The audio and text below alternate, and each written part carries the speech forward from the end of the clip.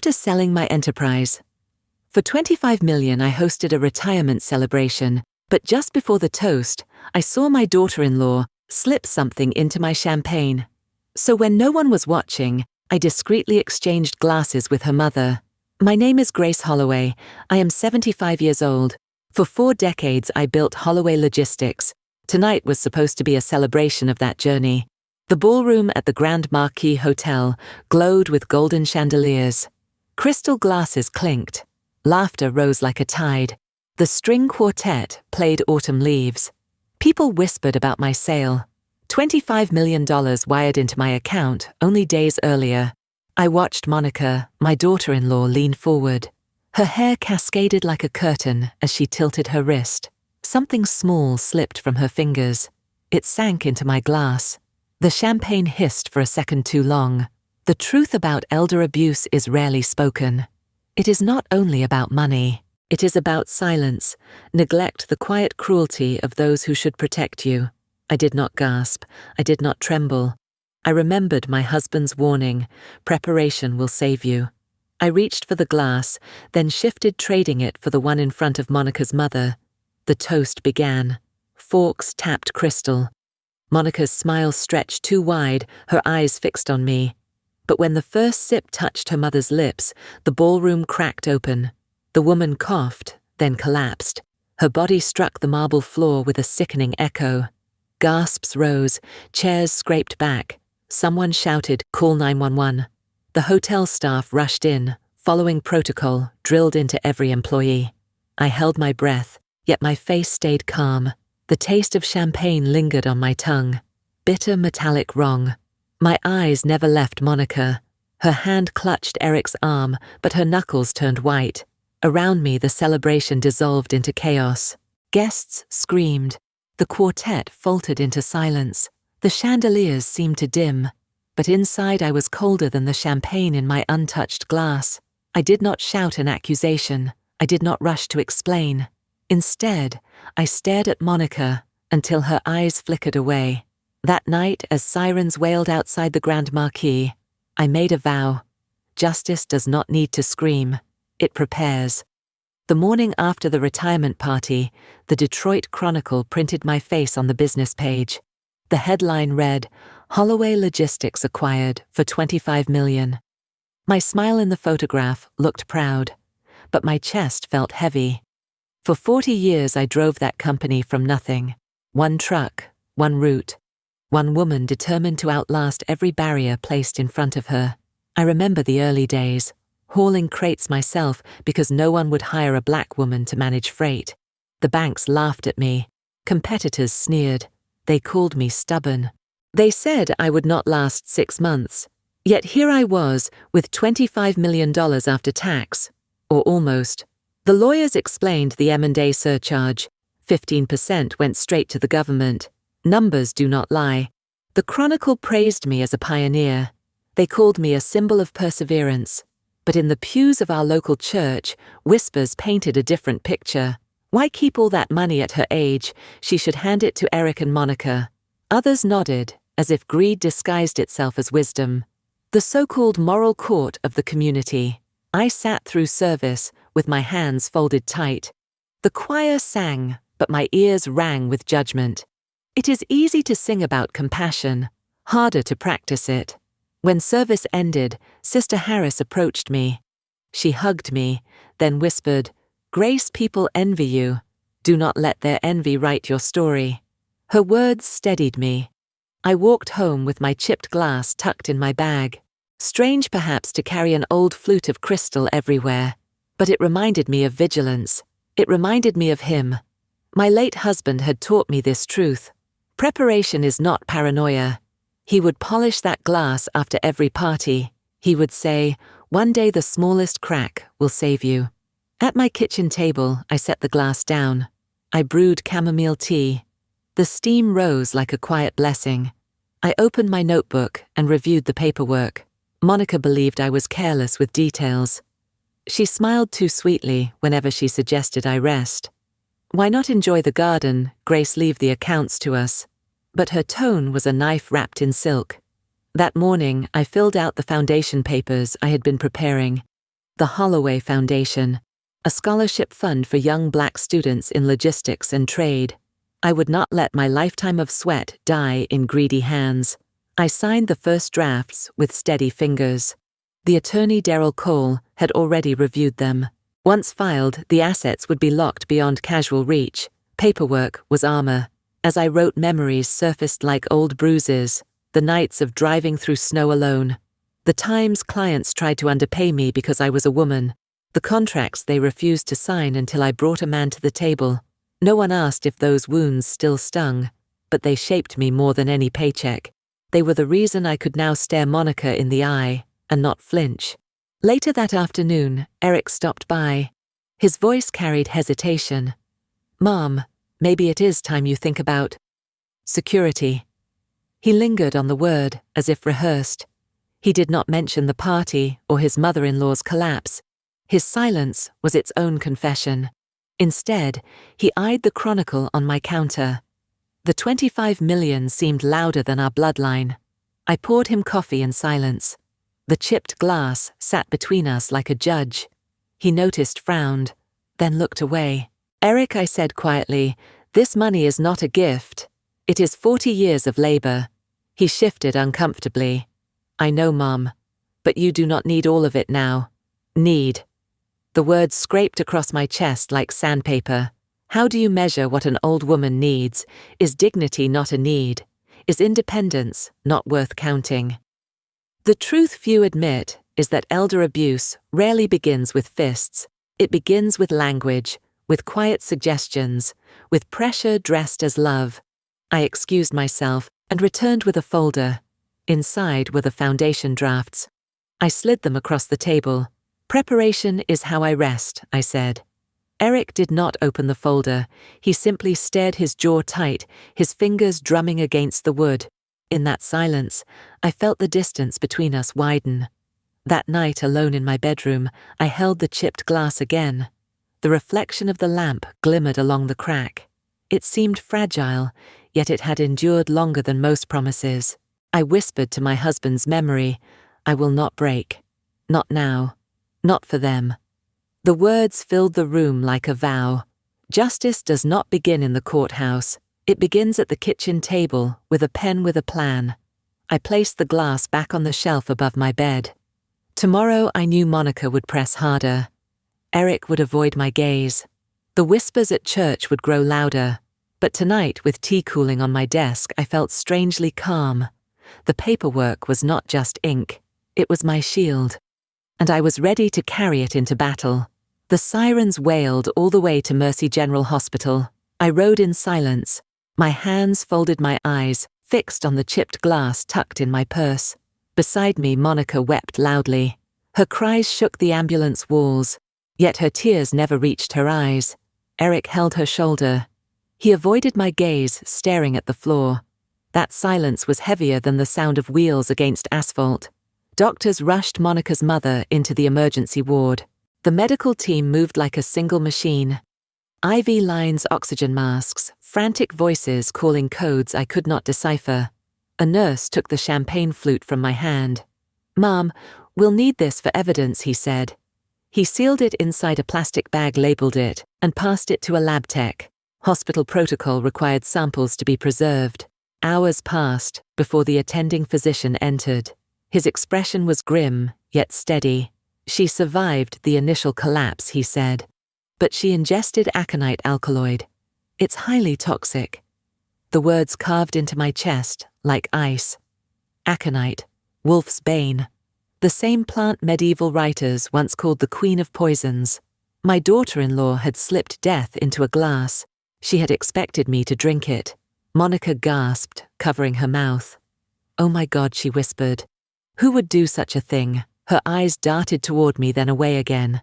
Crocodile tears staining a face that had rehearsed innocence. Eric sat rigid in the corner. He said nothing. Not a word to defend me. Not a question to confront Monica. Just silence, thick and suffocating. That was the moment I realized poison isn't always in the cup. Sometimes it lives in silence. Sometimes it lives in the refusal to stand up for truth.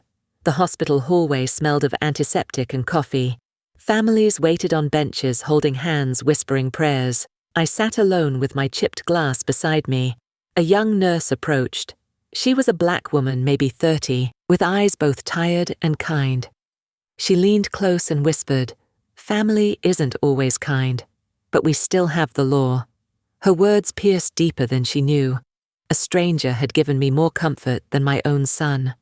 I looked through the glass panel at Monica's mother. Her body was frail under white sheets. Machines beeped steadily. Her chest rose and fell, though each breath seemed borrowed. I bowed my head and prayed. Not for revenge, not for fury, but for the woman lying unconscious, a woman who had not chosen this role. She was collateral in Monica's plan, yet her life mattered too. I whispered, "Lord, do not let hatred consume me. Give me strength to hold steady." The chipped glass glimmered under the fluorescent light, as if agreeing. Later, Eric walked me outside for air. Snow drifted across the parking lot. Street lamps cut golden circles into the dark. He finally spoke. "Mum, you're imagining things. Monica would never." His words trailed off brittle as winter branches. I looked at him, my son, the boy I once carried through fevers, the boy I shielded from bullies. "Eric, I saw her. I know what I saw." He flinched, but did not argue. Silence again. Silence like a verdict. The truth about family is debated in every culture. Some say daughters-in-law care more than sons. Others argue blood is thicker than marriage. But standing in that snowy lot, I knew the harder truth. Family is not defined by titles.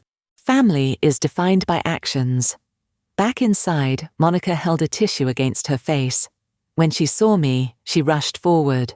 "Oh, Grace, I can't believe this happened. I'll take care of everything. Don't you worry." Her voice sugar-coated her arms reaching for me, but her perfume carried a chill. I stepped back, letting her arms fall. "I'll manage," I said flatly. Her eyes flickered fear-irritation before her mask returned. That night, I stayed in the hospital chair, watching monitors flicker beside Monica's mother. I refused to leave, not out of trust, but out of caution. Poison had already been delivered once. I would not allow neglect to deliver it again. The nurse returned during the night shift. She placed a blanket over my shoulders. "You remind me of my grandmother," she said softly. She never let anyone silence her either. Her reflection of me made my spine straighten. Sometimes strangers become the foil that shows us who we are. By dawn, Monica's mother stabilized. The doctor said she would live, though recovery would be long. Relief washed through me, but also a deeper ache. This woman had almost died because I had been targeted. I left the hospital with the chipped glass secure in my bag. The world outside glittered with frost. Eric walked beside me, still silent. His silence hurt worse than Monica's malice. Poison isn't always swallowed. Sometimes it is endured, and the longer it is endured, the deeper it scars. Eric came to my house 2 nights later. His hands shook as he placed a brochure on the table. Silver Pines Senior Residence. The glossy cover read, "Luxury Living for the Final Chapter." I opened the pamphlet. Pictures of manicured gardens, smiling nurses, private suites with lake views. On the second page, in bold letters, the entry fee, $400,000. My son cleared his throat. "Mum, this place would take care of you. 24-hour medical staff, activities, security, everything you need." His words felt rehearsed. I flipped to the back page. There in small print, the instructions entry fee due upon signing. Power of attorney required. Notarized with official blue stamp. The trap was printed in black and white. He slid a folder across the table. Inside power of attorney documents waited. The blank lines seemed to glare at me, demanding my signature. I looked at Eric. "Tell me, son, do you think I am already dead?" His face flushed. "No, Mom. Of course not. But you need security. Security. That word again. Not love, not dignity. Security. The language of bankers, not sons." Monica entered from the kitchen, her perfume filling the room before her steps. "She's not safe here, Eric. You saw what happened at the party. Someone tried to poison her. Silver Pines is the answer." Her tone dripped honey, but her eyes glimmered with calculation. She placed a pen on the table, tapping it lightly, as if urging my hand. I picked up the brochure again. I stared at the smiling faces printed on the page. Actors in costumes, not patients. Luxury prison cells for the elderly with money. That night at Bible study, I whispered to Sister Lorraine. Her hands tightened around her hymn book. Grace, my son, did the same. He brought me POE papers last year, said it was for my protection. Her eyes watered. I signed. Now he controls everything. Be careful. Her story echoed in my heart. Elder abuse was not whispered enough. It did not always come with bruises. Sometimes it came on legal paper with official stamps. I returned home to find Eric waiting. He pushed the folder closer. Mom, just sign. Monica and I will handle everything. You can rest. Rest. The words stung worse than poison. I had not labored 40 years to rest under someone else's leash. I took the pen in hand. I let my eyes soften my breath, slow my shoulders sag. Let them believe I was surrendering. Eric leaned forward. Monica held her breath. The room was so silent I could hear the clock ticking above the stove. I signed the papers carefully. Stroke by stroke, my name curved across the page. I lifted the sheet, blowing gently on the ink. Then I slid it back across the table. Eric exhaled in relief. Monica smiled victorious. Her hand brushed over the signature, as if feeling the weight of her triumph. But the truth was simple. What they held was a copy. A practice sheet I had prepared long before. The real power of attorney remained locked in my safe. Later that evening, I brewed chamomile tea.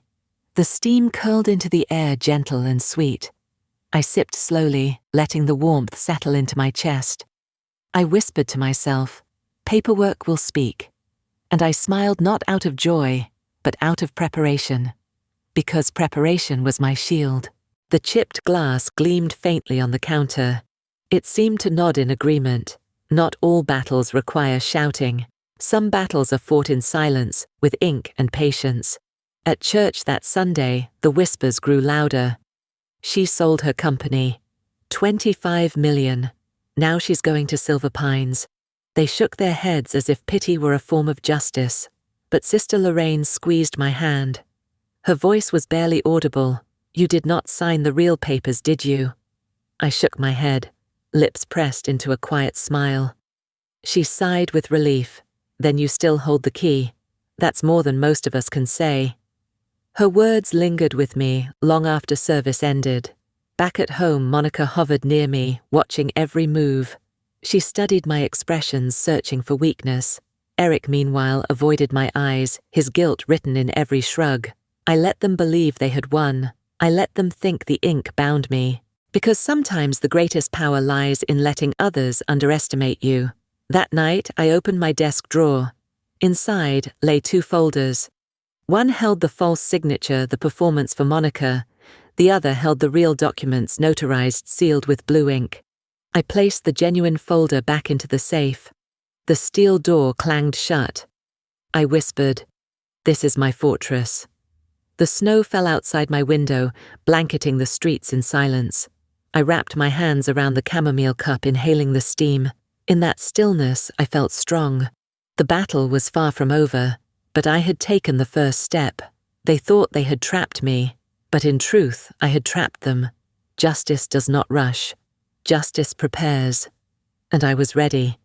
The snow had not melted when I decided to take the next step. My house had always been a place of trust. Now it would become a place of evidence. I drove downtown to meet Darryl Cole, my lawyer.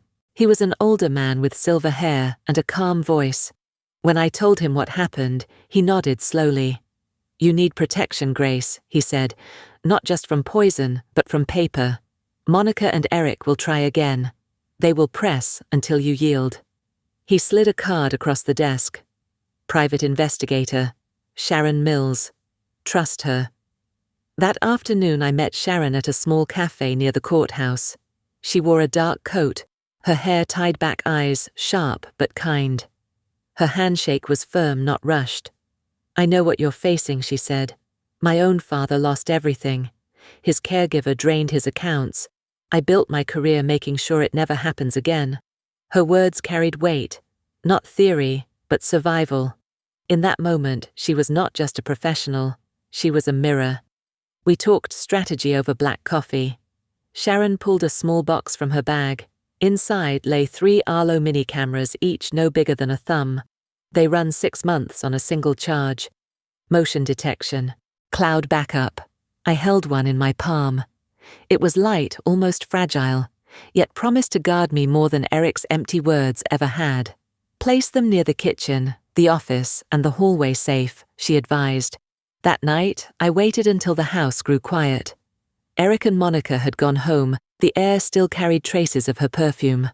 I climbed a small ladder and mounted the first camera above the pantry. The red light blinked once, then disappeared into the dark. The second camera hid in a bookshelf angled toward the safe.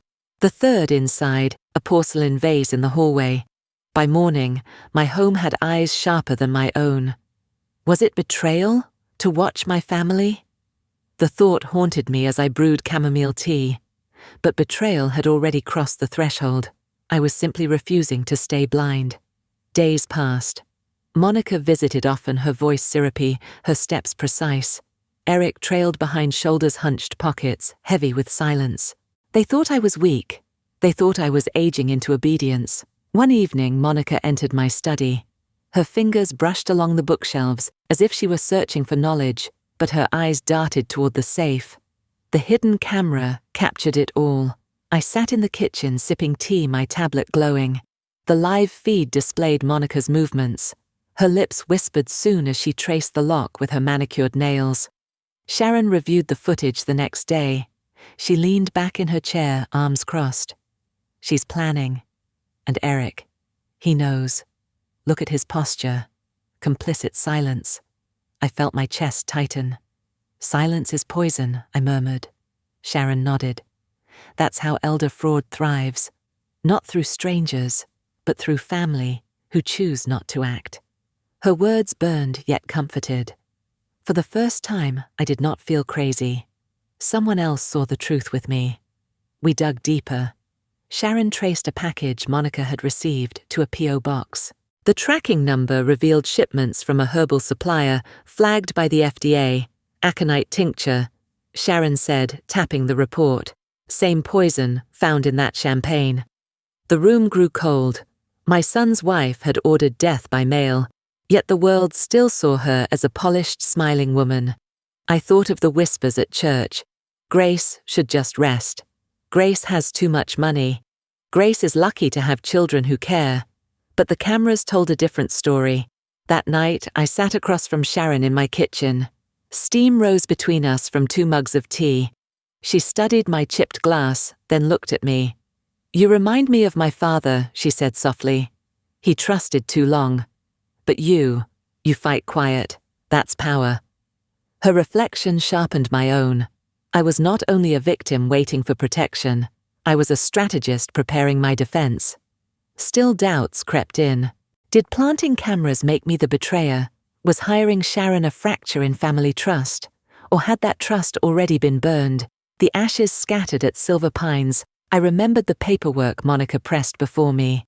The notary's blue stamp, the empty promises of care. Trust had already been counterfeited. I was only answering forgery with truth. Over the next weeks, the footage piled up. Monica rifling through drawers, Eric holding documents with trembling hands, then placing them back. No direct violence, only shadows of intent. Sometimes in the stillness of night, I watched the clips over and over. My heart ached at the sight of my son's bowed head. His silence screamed louder than words. Sharon placed a hand on my shoulder. You are not alone, she said. Her voice was steady, a bridge across the gulf of betrayal. That bridge mattered. It reminded me I was still human, still seen. Healing came in small doses, in the quiet companionship of a woman who had walked this road before, in the knowledge that my story was not isolated, in the courage to prepare without rage, consuming me. The cameras blinked silently in the dark, guardians unseen. Sharon became my ally, not just in law, but in spirit. Together we were weaving a shield. One evening, as snowflakes danced outside, I raised my chipped glass once more. The tea tasted of chamomile, but also of resolve. I whispered into the steam, "Justice will not shout. It will prepare." And in that whispered vow, I knew I was no longer alone. By day I played the part expected of me. I poured tea into porcelain cups. I let my hands tremble as I buttoned my coat. I smiled gently when Monica asked if I needed help. She watched me like a hawk, searching for weakness. I gave her weakness. It was my disguise. A mask carefully placed over skin that still burned with anger. But night was different. When the house fell silent, I sat with my tablet. The cameras came alive. Red dots blinked in hidden corners, pulling truth from shadows. One evening, I watched Monica enter the kitchen. Her hair was pulled back tight, her lips pressed in a thin line. She opened the pantry, reached into her purse, and pulled out a small vial. The camera captured every detail. She sprinkled the powder into a box of cookies meant for me. Her hand moved with the ease of repetition. This was not her first time. Eric stood beside her. His lips quivered, but no words came. He stared at the cookies, then at the floor. He did nothing. Silence. That was his crime.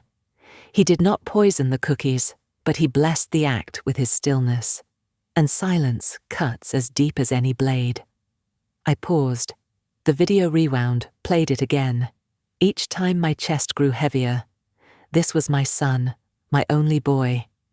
And yet in that moment, he was a stranger. The next day, I walked to the corner store and met Mrs. Jenkins. She was older than me, her back bent, but her voice sharp. We sat on the bench outside, coats pulled tight against the wind. "My son put me in Silver Pines," she said quietly. "He told me it was safe. He said I deserved rest." Her eyes glistened. "They sold my house 2 weeks later. Now I sit by a window, waiting for calls that never come." Her words pierced me deeper than Monica's poison. Here was a woman living the fate they planned for me. Her story was not fiction. It was prophecy. I held her hand. "Did you fight?" I asked. She shook her head. I believed him. I thought love would protect me. But love without respect is a hollow thing. Her story was my warning. Her pain reflected my own path, but also my resolve. I would not wait by a window. I would stand. That night, I opened my journal. The lamp on my desk glowed soft, spilling light across the chipped glass beside me. I wrote slowly, letting the words carve strength into the page. I still stand. My back may bend, my hands may tremble, but my spirit is upright. I still stand. The act of writing steadied me. The ink felt like armor, each word a small rebellion against despair. The question echoed, could a woman my age live 2 lives, gentle outside, fierce within society, told us to soften, to fade, to yield. But I carried fire beneath the shawl draped over my shoulders. And another question lingered. Why must Black women always be twice as strong to survive? Why was strength expected of us, like a debt never repaid? I did not ask for that burden, but I bore it all the same.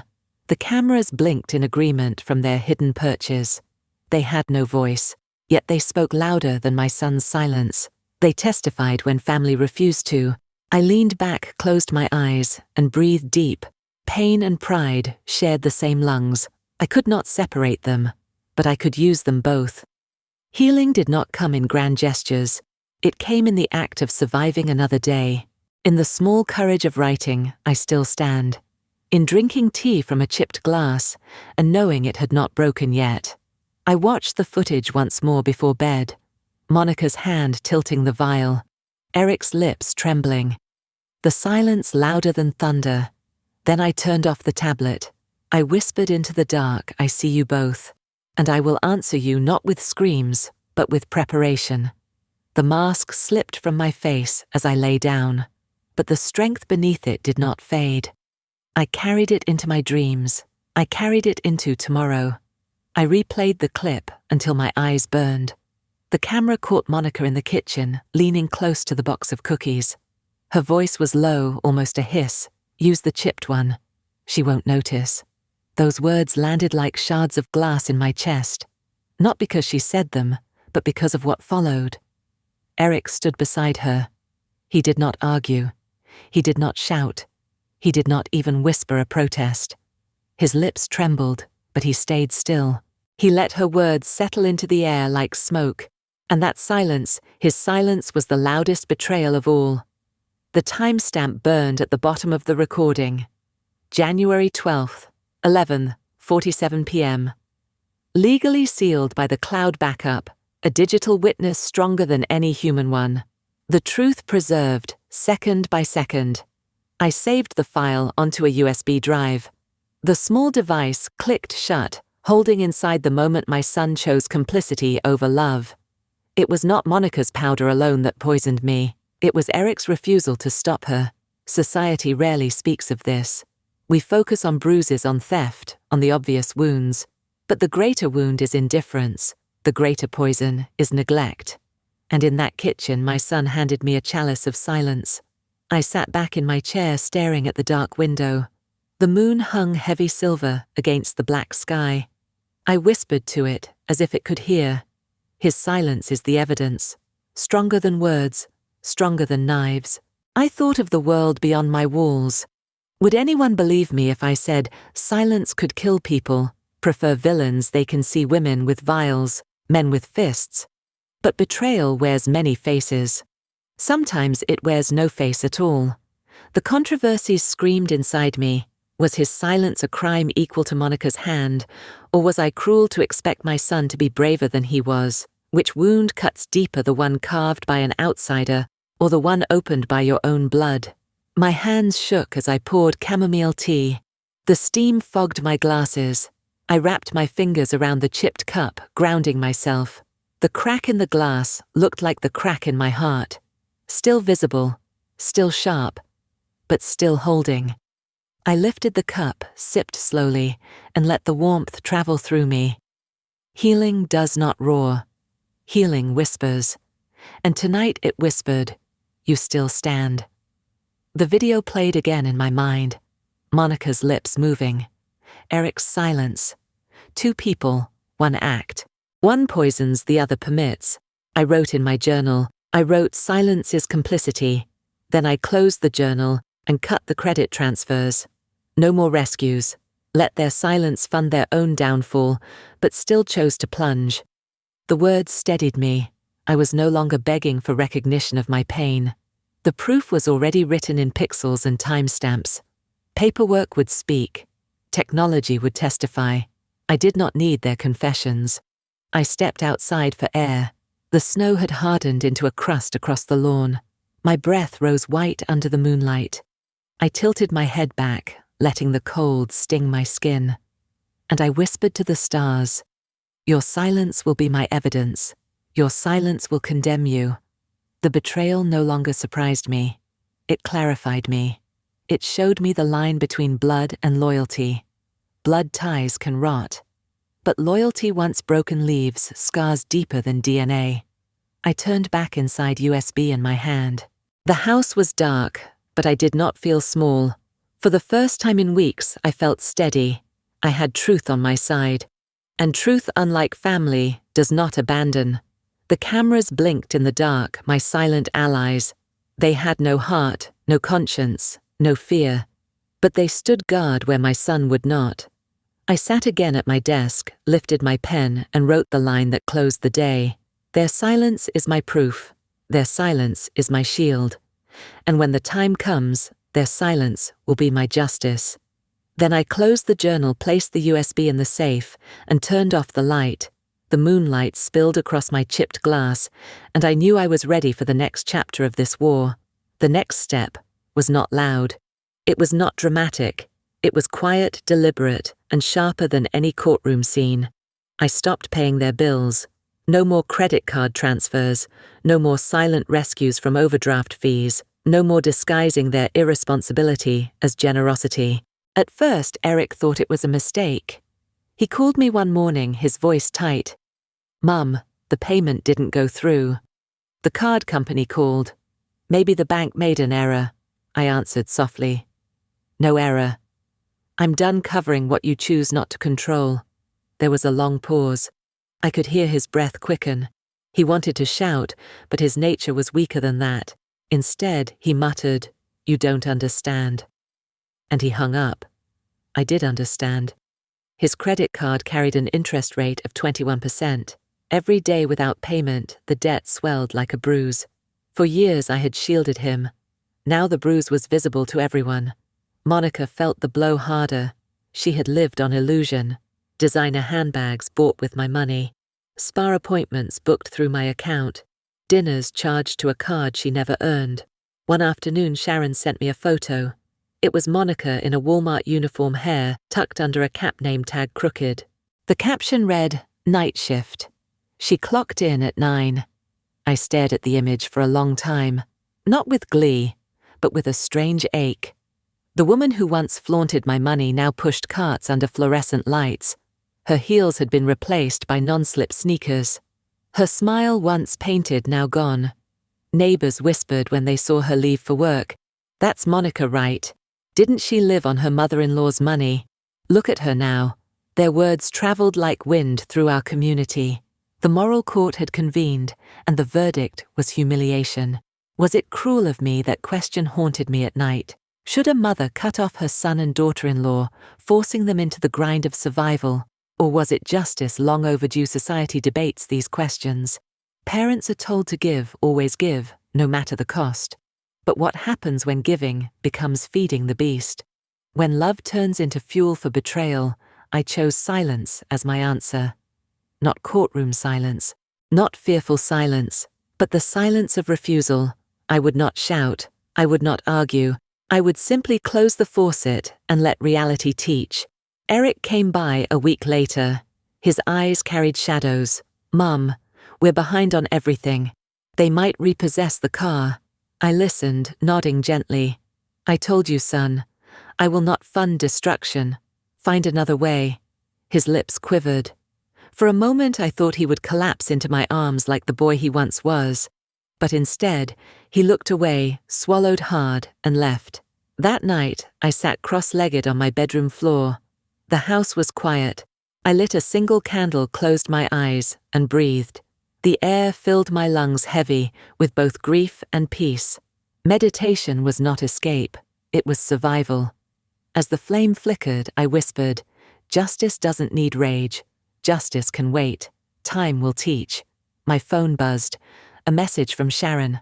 I opened it, and there she was again. Monica.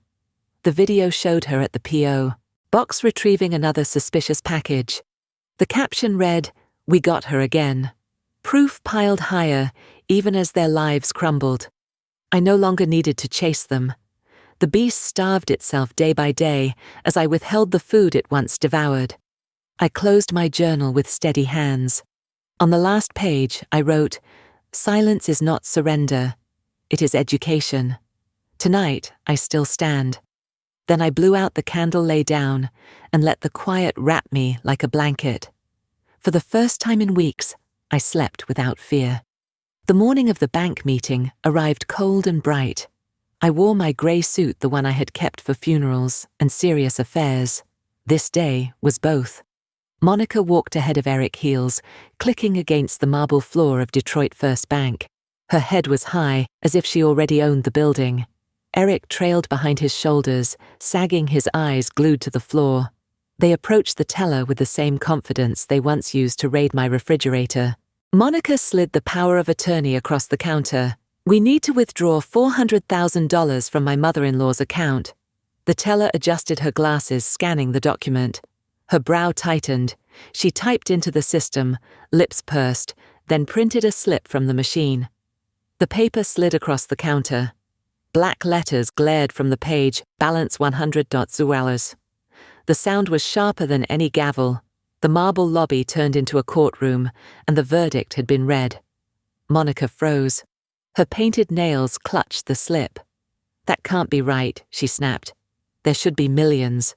The teller shook her head. "The account holds $100.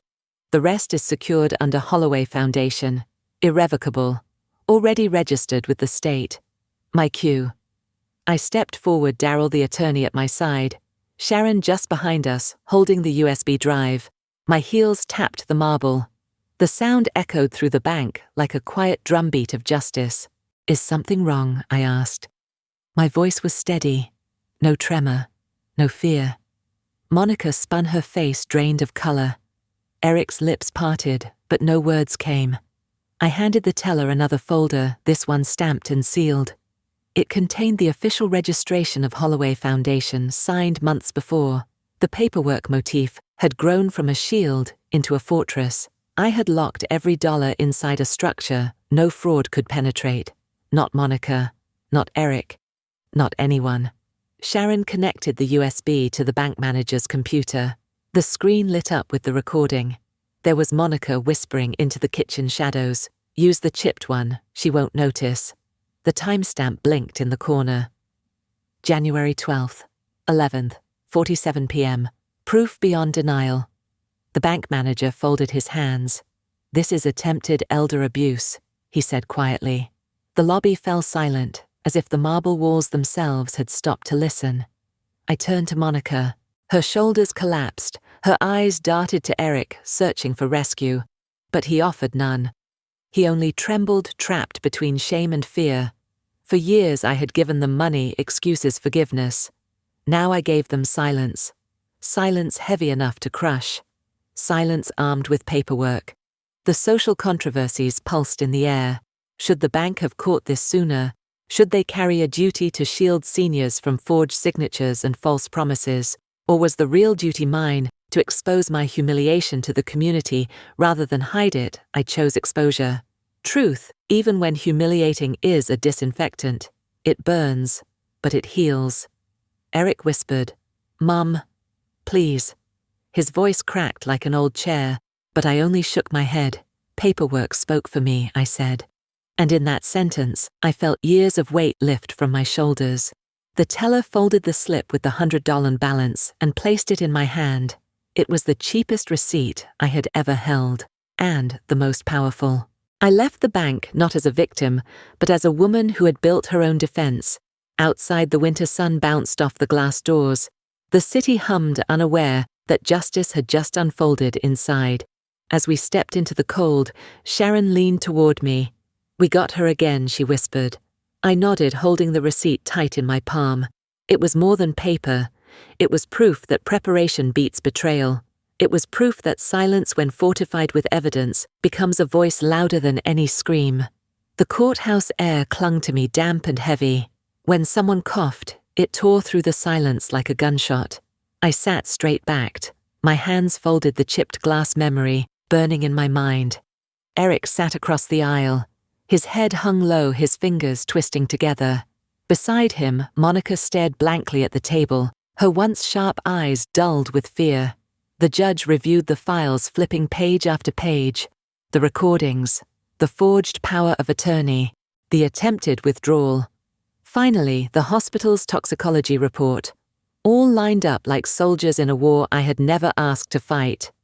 The clerk cleared his throat and read, "Case number 24-1783. Evidence includes a USB drive, time-stamped 11:47 p.m. January 12th, a forged power of attorney with a false notary seal dated March 12th, and toxicology results certified by Dr. Hahn." The words echoed in the courtroom. Each syllable carved itself into Eric's face. I did not need to speak.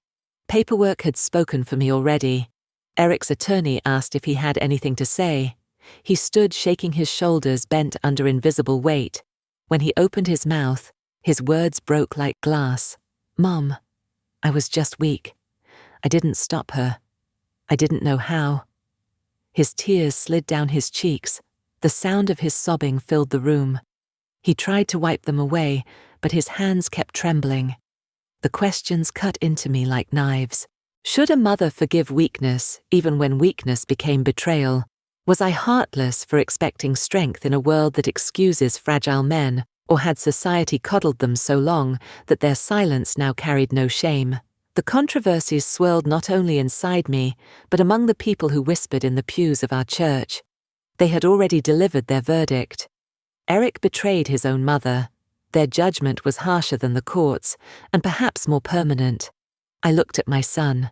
This was the boy I once carried on my hip, the boy who clung to my hand when he feared thunderstorms. Now he was a man pleading not for justice, but for absolution, and I could not give it. I stood slowly, my cane pressing against the floor, my voice steady when I spoke. My son died the moment he chose silence over truth. What stands before me is not the boy I raised, but a man who let cowardice kill his love. Eric sobbed harder. "Mom, please." I was just weak. The words were raw, almost childlike, but I no longer heard my child. I heard a stranger. The judge cleared his throat. "This court acknowledges the charge of attempted elder abuse. The evidence is clear. Sentencing will proceed under statute." The gavel struck wood. It was not thunder, but it was final. The scandal had already spread through the community. By Sunday, the church pews buzzed with whispers. He let his wife poison his mother. Eric failed as a son failed as a man. Those whispers carried more power than the ink of any legal document. They branded him with shame that no lawyer could erase. I felt the weight of it, but I did not crumble. Instead, I sat tall, my back straight, my heart steady. For I knew that bending now would undo everything. Forgiveness without accountability is not healing. It is surrender. Beside me, Marcus reached for my hand. His small fingers wrapped around mine, warm and certain. I squeezed back, whispering, so only he could hear. "The next generation will be different. You will be different." That was my healing. Not in punishing Eric, not in watching Monica wilt under the weight of evidence, but in knowing that Marcus still saw me as strong, unbroken, still worthy of respect. I did not cry in that courtroom. Tears would have blurred the lines of truth. Instead, I let silence sit with me, not as a curse, but as a crown. Eric's weakness had written his verdict, but my resolve had written mine. I would not be the mother who forgave betrayal in the name of love. I would be the woman who demanded respect, even when it cost her a son. As we left the courthouse, the winter wind bit at my cheeks. Marcus clung to my hand. I whispered to him, "Stand tall no matter how heavy the world feels." Weakness is no excuse for betrayal, and for the first time in weeks, I felt the weight shift. Not vanish, but settle into a place I could carry. Justice had not healed every wound, but it had kept me standing. And sometimes that is enough. The sentence came down not with chains, but with brooms. Monica was ordered to perform community service. Every Saturday morning she wore an orange vest and pushed a broom down the cracked sidewalks of Detroit. I drove past once, not to gloat, but to see. Her head was lowered, her manicured nails hidden in gloves, her pride scattered with the dust she swept. Eric's punishment was quieter. The court spared him prison, but not responsibility. He signed enrollment papers for a mandatory debt counseling program. The form bore his trembling signature, witnessed by a clerk who barely looked up. The same hands that once reached for my checkbook now signed away his freedom to live without accountability. I could have demanded more. I could have asked the court to bury them both under harsher terms. But punishment was never my final goal. Justice is not always about iron bars. Sometimes justice teaches. Sometimes justice humbles. Sometimes justice forces people to rebuild from the ground they once scorched. Sister Harris touched my arm after service, whispering, "Grace some envy, you some pity you." But I see a woman unbroken, saying at least now they might learn. Isn't that the point of justice? In the pews of our church, the whispers turned into questions about mercy, about whether redemption should be earned or denied. I listened, but did not answer, because my answer was already in motion. Weeks later, I stood before a modest crowd in a renovated brick building downtown. The sign above the door read, Holloway Foundation, Chipped Glass Shelter. It was more than an organization. It was my answer to betrayal. It was my legacy. Inside the shelter, offered rooms for elderly men and women who had been abandoned by their families. Clean beds, warm meals and counseling. Walls painted soft blue curtains, the color of morning light. It was a sanctuary, for those who had tasted the poison of neglect just as I had. I raised my hands to the crowd, my voice steady. This foundation is not built on revenge. It is built on survival, on the truth that silence and betrayal cannot have the last word. The paperwork that once shielded my fortune had now transformed into paperwork that protected lives. Every signature, every notarized line, every foundation seal was proof that preparation can turn pain into power. The highlight of the day came when I called a young woman to the stage. Her name was Alicia, a first-year college student studying logistics, the same field I once built from a single truck. She had lived with her grandmother after her parents abandoned her. Her story was mine, retold in another generation. I handed her the first Holloway scholarship. The check trembled in my old hands, but my eyes shone with clarity. Take this, Alicia. May you prove what I learned. Too late, scars are not the end of the story, but the ink of a new chapter. The applause was soft, but filled the hall like sunlight. Alicia's tears mirrored my own, though mine did not fall. I had learned long ago that tears were not weakness, they were memory. Standing there, I realized that my healing did not come from watching Monica sweep or Eric sign his shame. It came from turning betrayal into protection, from building something that would outlive my scars. I whispered to myself, this is beyond revenge, and it was true. Revenge would have ended with their downfall, but this shelter, this scholarship, this foundation was a rebirth, a continuation of my life's work, a reminder that even chipped glass can hold water. I stepped down from the podium, Marcus rushing into my arms. His laughter cut through the heavy air, pure and unburdened. I kissed his forehead and held him tight. The next generation would inherit not bitterness, but strength. That night I wrote in my journal, justice taught them, healing rebuilt me, legacy will protect others. Then I closed the book, turned off the lamp, and sat in the quiet glow of what I had created. My hand was still trembling, but my heart was steady, and for the first time in a long time, I believed fully in tomorrow. The house was quiet, the kind of quiet that feels earned. I moved slowly through the kitchen, steam rising from the kettle. When it whistled, I poured hot water into my favorite teacup, the one with a chipped rim that had followed me through every storm. I set it gently on the table, next to a folded envelope that had been waiting for me all these years. It was the last letter my husband had written before he died. I had read it once in grief, but tonight felt different. Tonight I was ready to listen again. I broke the seal carefully, my fingers trembling. The handwriting was steady, deliberate, the same strokes that had once signed the first loan for our trucking company. The words carried his voice back into the room. You do not need to shout to be heard. Paperwork and your unshakable resolve will always speak for you. I closed my eyes, letting his words wrap around me. For months I had lived with betrayal courtrooms, whispers, and judgment. But here was his voice, reminding me that strength is not in thunder, but in quiet certainty. I placed the letter beside the chipped glass. 2 artifacts, one broken, but still useful. One written by a hand, now gone, but still guiding. Together they told my story better than I ever could. From outside came Marcus's laughter. He was chasing fireflies in the yard, his joy lighting up the night. Each shout of delight reminded me why I had chosen healing over revenge. He would not inherit bitterness. He would inherit resilience. The questions lingered, carried on the wind of community debates. Is forgiveness the strongest form of justice? Or does justice demand distance, even from blood?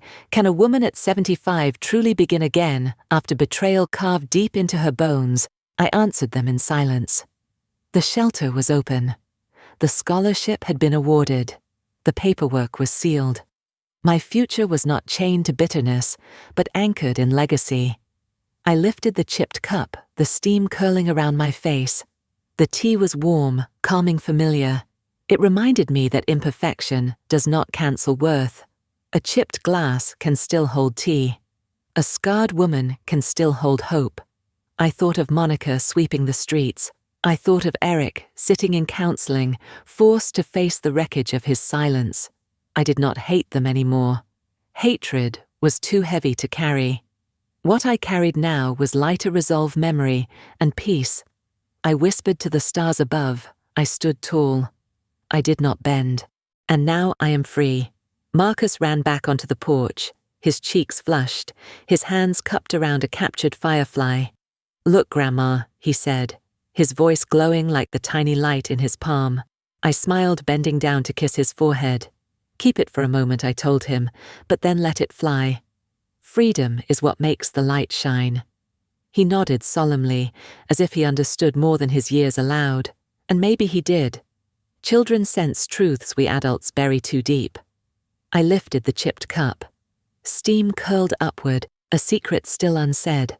Above me, the stars waited for my last revelation. For the first time in months, I felt not survival, not battle, but peace. The chipped glass, the letter, the laughter of a child. These were my epilogue. Not revenge, not bitterness, but healing. I set the cup down, folded my husband's letter once more, and placed it back into its envelope. It would rest beside me until my last day, a reminder that I never needed to raise my voice to carve my legacy. Justice had not shouted. It had prepared, and I was ready for whatever came next. Doi Jai La. Epilogue. Outro call to action. Chuan YouTube. Juok Viet Lien. Mach Voi Gyong. Ke Faceless Gyu. Jung. Fong. Catch Family Drama. Quiet Revenge. Healing. Vua. Kamiksuk. Vua. Chuyen. Nghiep. As I set the chipped glass back onto the table, I knew my story was complete. But this story is not only mine, it belongs to every parent who has felt betrayed. It belongs to every elder who has stood tall when silence tried to break them. Now, I want to hear from you. Have you ever faced betrayal from someone you loved? Do you believe forgiveness is the strongest justice, or do you think boundaries are the true answer? Tell me in the comments, and please let me know which city you are listening from. Your stories remind me that none of us stand alone. If this journey touched your heart, do me a favor. If this story touched your heart, please like and subscribe. Share it with someone who needs courage today, and tell me in the comments where you're listening from. Together, we build a community where justice and healing still matter. Every click, every comment, every share builds a community where justice and healing still matter. Thank you for spending your time with me. I'll see you in the next story.